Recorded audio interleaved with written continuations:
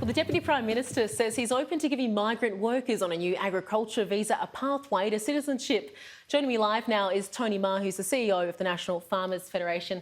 Tony, thanks for your time today. Pleasure. This is something that I guess the NFF has been pushing for to get more people to stick in communities. Is this something I guess you're welcoming today? Yeah, definitely. We've been talking about a couple of things, not only the worker shortages and the labour challenges that the agriculture sector has faced, but also regionalisation. And a key part of regionalisation, and that is boosting and enhancing and amplifying all of the great things that are in the regions, is people. So, we're very supportive of an appropriate pathway to migration permanency if these people are coming into work in and around rural and regional Australia. Now, this is something for people who come from those Asian countries. I know there was a lot of concern within the agriculture sector when it was first announced, particularly off the back of that UK trade deal. Yep. How is the ag sector feeling at the moment? Cautiously optimistic, I suppose. We were a bit concerned about the removal of that provision for the UK backpackers to work on farms, because that will, over the 5 years that it's going to be phased out, take a proportion of workers away from the sector.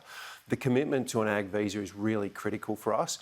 We've had commitments around that for a little while. Now we're absolutely dead set on making sure that the government commit to this ag visa and build it from the ground up.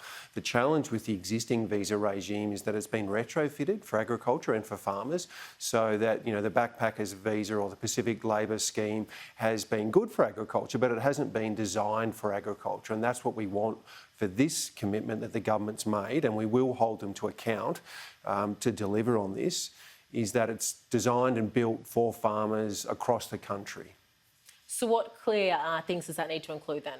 Well, it needs to look at the provision for people to work from farm to farm, so portability, so they can follow the harvest trail around the country, that there's reduced costs around, making sure that people have got the right accommodation and travel expenses and, pastoral care and all these sorts of things, which has been a barrier in some of the other visa arrangements, and that it does have a long-term commitment across the community. So all of the different portfolios in government, so immigration, education, home affairs, all of these things come together, and so that is a comprehensive workforce solution for farmers that we've been really screaming for the past decade.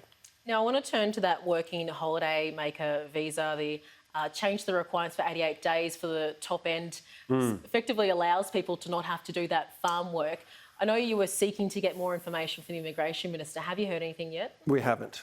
It's been silence, unfortunately. The Minister has released his press release. Was that a blindside?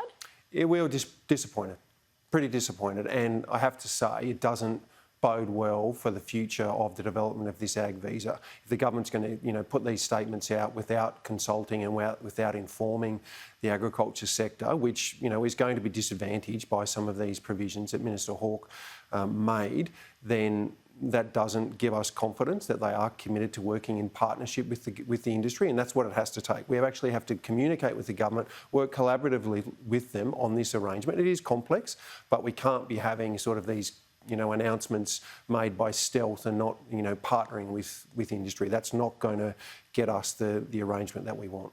Tony Maher, thanks very much for your time. Just before you go, I saw New South Wales rolling out support for the mouse plague. Yes. Have you heard from people that things are starting to ease up a bit? Things are starting to ease up, so a bit of the pressure off with control and baits and things, but also cold, wet weather.